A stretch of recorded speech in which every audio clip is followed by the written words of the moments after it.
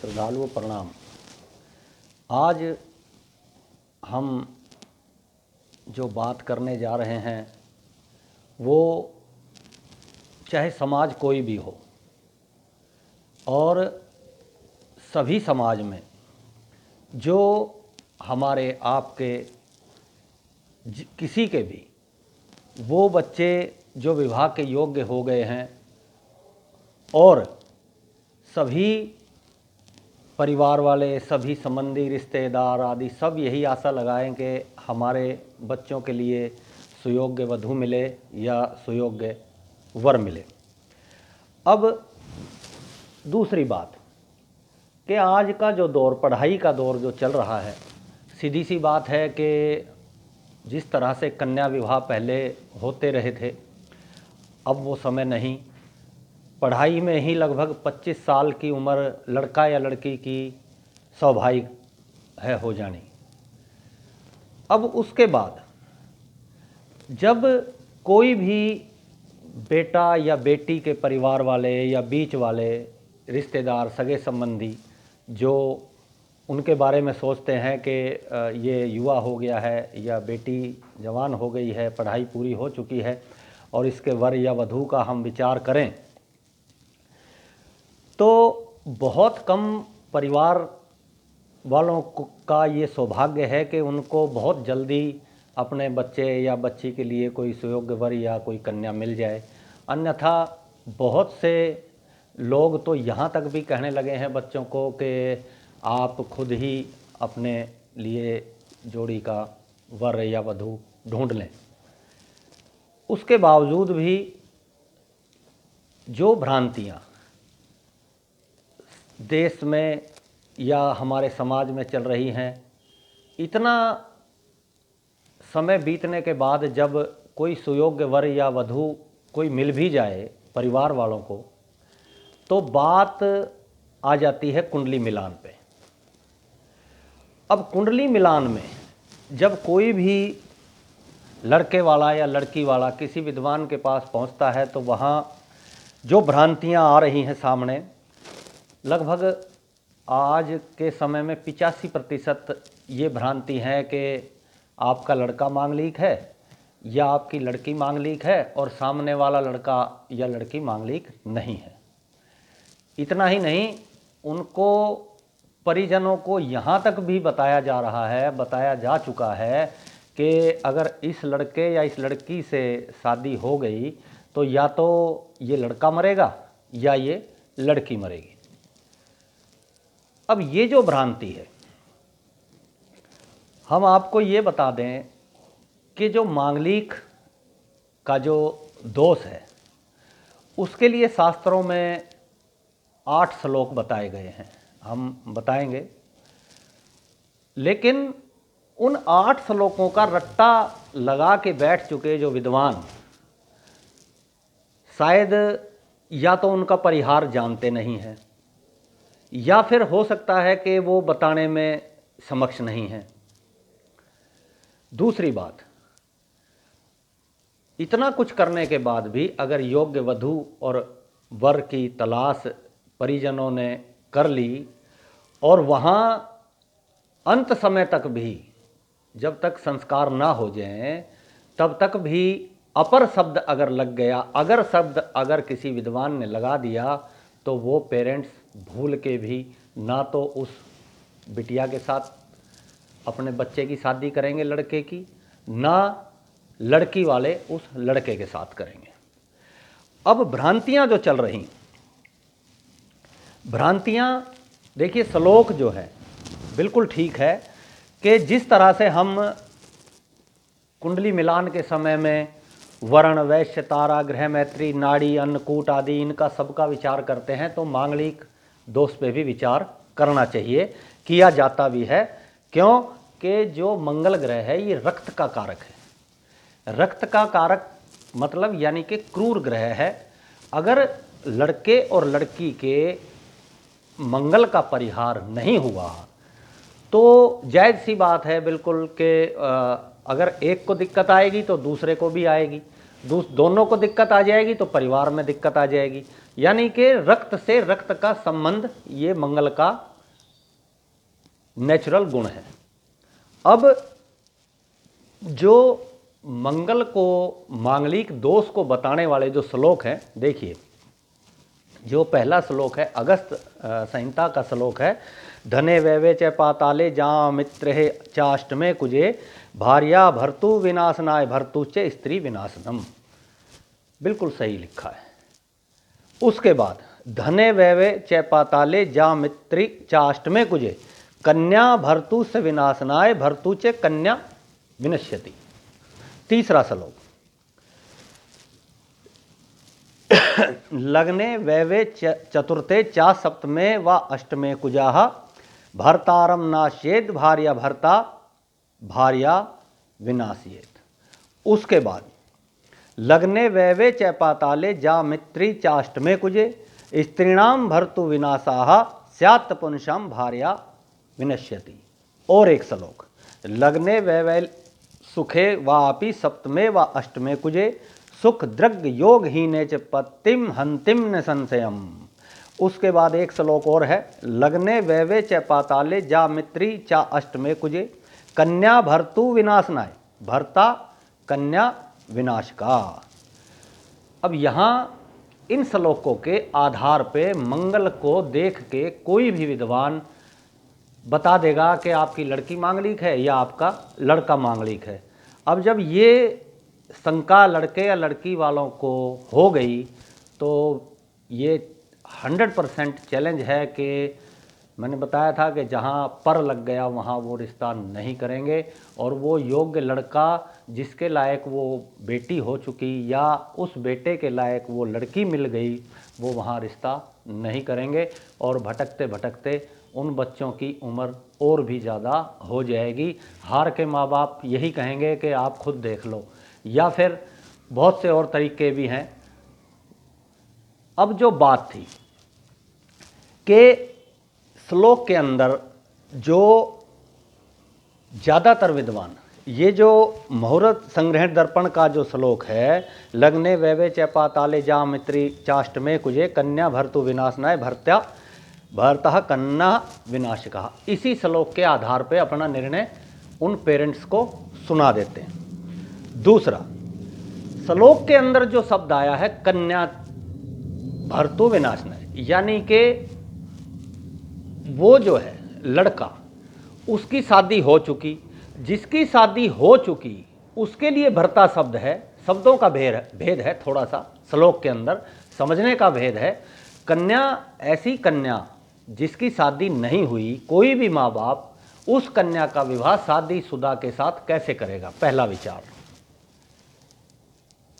दूसरे श्लोक में बताया है पतिम हंतिम न संशयम, यहां भी कि कोई कन्या किसी पति के साथ कोई भी माँ बाप उस यानी कि वो पहले पति बन चुका है उसके साथ अपनी कन्या का विवाह कोई क्यों करेगा। अगर ऐसा होता है तो वो कन्या, क्यों कि कन्या की संज्ञा सिर्फ 12 साल तक की जो बेटियां हैं उनकी संज्ञा कन्या की दी गई है, उसके बाद युवा संज्ञा है, वो कन्या संज्ञा ही नहीं रही। एक बात।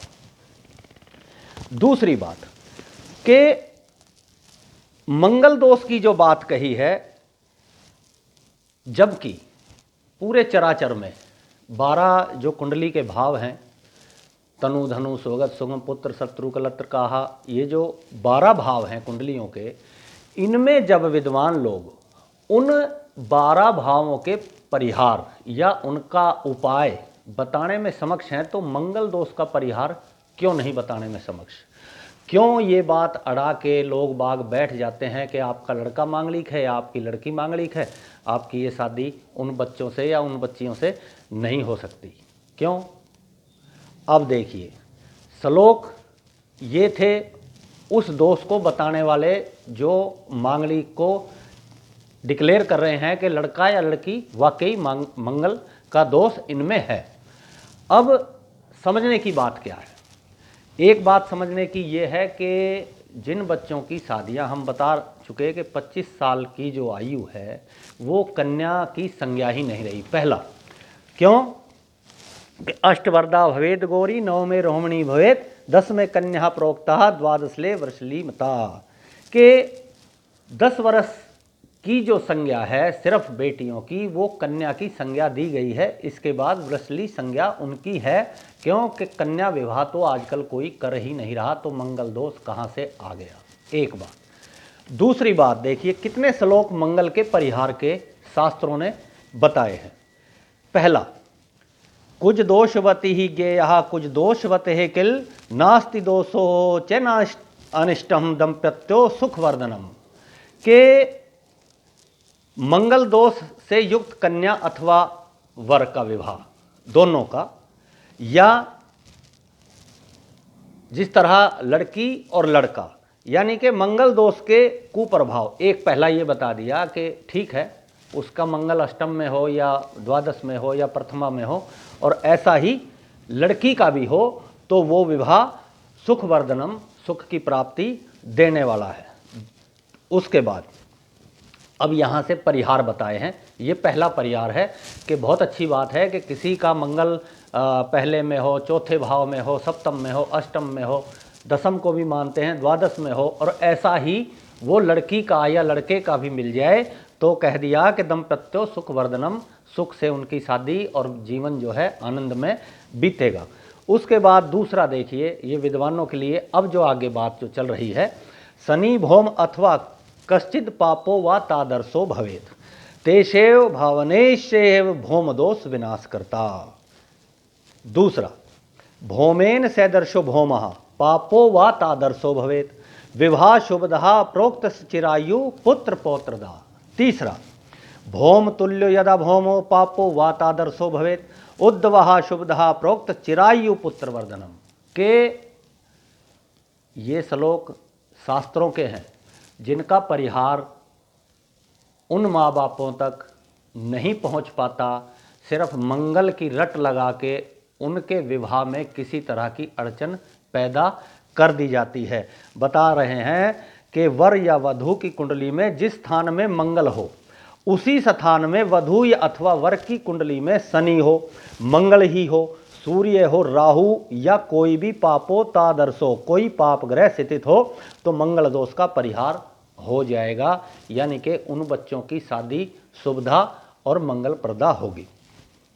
दूसरा बताया है कि कुंडली में मंगल दोष हो, दूसरे की कुंडली में उसी स्थान में शनि अथवा पाप ग्रह हो, तो भी मंगल दोष का परिहार हो जाएगा। तीसरे श्लोक में बताया है कि वर और कन्या दोनों का मंगल समान स्थिति में हो, एक ही जगह पे हो, या कोई भी, भले ही मंगल ना हो, सूर्य हो, या कोई मंगल के स्थान पर उसी भाव में कोई पाप ग्रह हो, तो विवाह मंगलकारी हो जाएगा। ये श्लोक ज्योतिष तत्व के हैं, शास्त्र के हैं, फलित संग्रह से ये श्लोक हमने लिए हैं। तीसरा देखिए, फिर परिहार बता रहे हैं। अजय लग्ने वै चापे पाताले वृक्ष के कुजे, धून मृग हे कर की चाष्टमो भौम दोष न विद्यते। नहीं होगा, धूने मीने घटे चाष्टमो भौम दोष न विद्यते।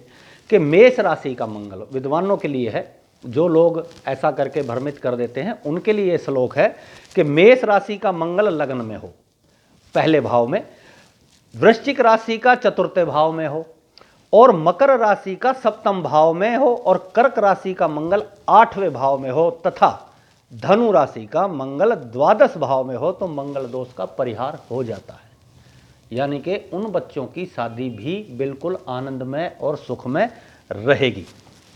तीसरा बताया है धूने मीने घटे चाष्टमो, कि मीन राशि का मंगल सप्तम भाव में हो, ध्यान से समझ लेना, मीन राशि का मंगल सप्तम भाव में हो तथा कुंभ राशि का मंगल अष्टम भाव में हो, तो भी मंगल दोष का परिहार हो जाएगा। उन बच्चों की शादी अत्यंत सुखमय और आनंदमय जीवन व्यतीत वो करेंगे। अब देखिए चौथा श्लोक, ये मुहूर्त परिजात के श्लोक है। पांचवा श्लोक जो बताया है, चौथा श्लोक, न मंगली चंद्रमा भृगुदीर्ते न मंगली पश्यति यस्य जीवो न मंगली केंद्रगते च राहु न मंगली मंगल राहु योगे।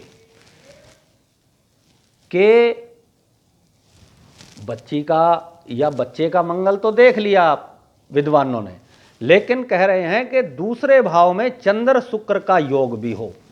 ठीक है, मंगल उन भाव में हैं जिनको मांगलिक बता दिया, लेकिन कह दिया श्लोक में कि द्वितीय भाव में चंद्र शुक्र का योग हो, मंगल गुरु द्वारा दृष्ट हो, यानी कि अपने से चौथे भाव को भी मंगल पूर्ण दृष्टि से देखता है, सप्तम भाव को भी देखता है और दसम भाव को भी देखता है। कह दिया कि मंगल गुरु से दृष्ट हो या केंद्र भावस्थ में राहु हो, मंगल राहु योग, उसमें राहु का योग हो, या केंद्र में राहु और मंगल के योग के बाद भी ये परिहार हो जाएगा। उन बच्चों की शादी बिल्कुल उत्तम मानी गई है। देखिए 5वां श्लोक मुहूर्त दीपक का क्या कह रहा है। सबले गुरु भृगो हो वा लग्ने धेनु अथवा भौमे वक्रे नीचारि ग्रह सते वास्ते न कुछ दोषा, उसमें भी दोष नहीं है। यानी बलयुक्त गुरु हो, मंगल हल्का हो और गुरु बलवान हो, लगन में भी हो। दूसरा मतलब कि गुरु या शुक्र लगन में हो, वक्री हो, नीचस्थ का हो, अस्त संगत या शत्रुओं से युक्त भी हो तो मंगल दोष का परिहार हो जाएगा। उन बच्चों की शादी बिल्कुल शुभकारी होगी। 6वां श्लोक मुहूर्त चिंतामणि का श्लोक है, पढ़ी होगी जिस विद्वान ने समझ आ जाएगी उनके। केंद्र कोण है शुभढाढ़े च है त्रिषाढ़ ये है अप्य सदग्राहा तदा भौमस्य दोष न मदने मदस्य तथा, कि उनको भी मंगल दोष नहीं लगेगा। किस लिए? क्योंकि केंद्र में त्रिकोण में यदि शुभ ग्रह हो और तीसरे या छठ या एकादश भाव में पाप ग्रह हो तथा सप्तम भाव का स्वामी भी सप्तम में हो तो मंगल दोष का परिहार हो जाएगा। विद्वानों के लिए है, यानी कि जो लोग, जो पेरेंट्स आपके पास कुंडली मिलान करने आए या इसके माध्यम से, चैनल के माध्यम से जो माँ बाप भी ये बात समझ रहे हो, आप भी उन विद्वानों को ये बात बता सकते हैं कि देखिए पंडित जी, क्या इन तरीकों से भी ये मांगलिक दोष हो रहा है या परिहार हो रहा है, हम आगे बात बढ़ाएं। क्यों कि मंगल की रट लगा के मांगलिक दोष बता के उन उचित बच्चों को, उन योग्य वर वधुओं को, बच्चे या बच्ची को नकार दिया जाता है, जो बिल्कुल गलत है। 7वां श्लोक देखिए क्या कह रहा है, जो परिहार का है। तनु धन सुखम हृदयानुलाभ वेगा कुजस्य दाम्पत्यम विघट्यति ही तद्ग्रैशो न विघट्यति ही तुंग मित्र गेहे वा। क्या मतलब कि पहला भाव, दूसरा भाव, चतुर्थ भाव, सप्तम, अष्टम, एकादश व द्वादश भाव में अगर मंगल वर वधु के वैवाहिक जीवन में विघटन उत्पन्न करता है, परंतु यदि मंगल सौग्रही हो, अपने घर का हो, ऊंचे पे बैठा हो, मकर राशि उसकी उच्च राशि है, विद्वान लोग समझ जाएंगे कि मंगल जो है वो मकर राशि में उच्च का है, या मित्र क्षेत्र में हो तो भी मंगल दोष का परिहार हो जाएगा। आपको ये बताने की उन परिजनों को जरूरत नहीं है कि आपका लड़का मांगलिक है, आपकी लड़की मांगलिक है। आप कुंडली मिलान करने जा रहे हैं, उनको सही रास्ता आप बताइए। मुहूर्त दीपक का देखिए श्लोक क्या कह रहा है, कितनी अच्छी बात इस श्लोक में बताई है। राशि मैत्रम यदा याति गणे कम वा यदा भवेत अथवा गुण बाहुल्यम भौम दोष न विद्यते।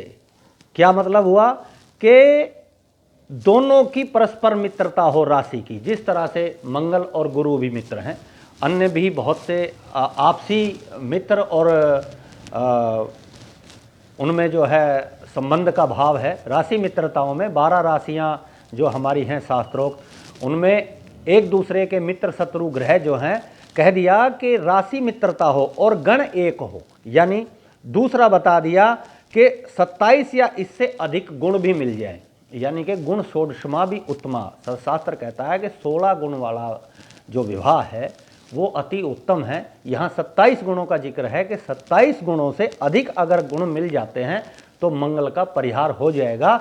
आपको मंगल दोष बताने की जरूरत नहीं है। दूसरा, अस्तु कि वर और कन्या की कुंडली में मंगल दोष उसके परिहार का निर्णय अत्यंत विवेकपूर्ण ही विद्वानों को करना चाहिए। ऐसा नहीं कि आए लाओ जी कुंडली दिखाओ, श्लोक तो कह रहा श्लोक तो है कि अनेक होर सत पंच सिद्धांत को विदा हुआ पोपट्टू सिद्ध मंत्रो जानाति जातकम। आजकल तो तुरंत कह देते हैं कि लाओ पंडित जी मैं मिला दूंगा, पंडित जी कहेंगे लाओ जी भाई साहब मैं मिला दूंगा, तुरंत जो है बता दो हो मंगल देख लिया सप्तम भाव में और भाई ये तो मांगलिक है, और वो सामने वाला मांगलिक नहीं है, वो तो सत्यानाश हो जाएगा, आते ही पूरा घर ही साफ हो जाएगा। यहाँ तक की भी बात हमारे सामने आई है। इसलिए हमने ये जो शास्त्रोक्त मत है मंगल परिहार का ये आपके सामने रखा है। अब यथा एक और बता दिया कि लग्ने क्रूरः व्यय क्रूरः धने क्रूरः कुजस्य तथा सप्तमे भवने क्रूरः परिवार क्षयंकराः। ये मुहूर्त संग्रह का एक श्लोक है कि मंगल दोष का निर्णय कुंडली विशेष में, यानी कि कुंडली में जो आप और भी अन्य तरह के परिहार कर रहे हैं उसके बाद पारस्परिक जो अनुशीलन के पश्चात ही करना चाहिए। यानी कि किसी को मंगल का दोष बताने से पहले जो जो परिहार हमने बताए, ये 9 श्लोक जो परिहार के हैं, देखिए मंगल दोष के तो कुल ही 6 श्लोक हैं जिनमें ये बताया गया है कि मंगल दोष है, लेकिन 9 श्लोक उनके परिहार के हैं, यानी कि उपाय के हैं। उनको कोई बताता नहीं कि हाँ भाई ये लड़का लड़की की कुंडली 9 तरह से मेल भी खा रही है और आप विवाह करो।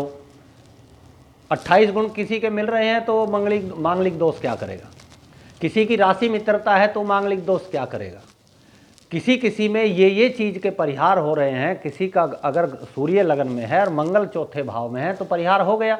उसको बताने की जरूरत नहीं कि तेरा लड़का मांगलिक है या तेरी लड़की मांगलिक।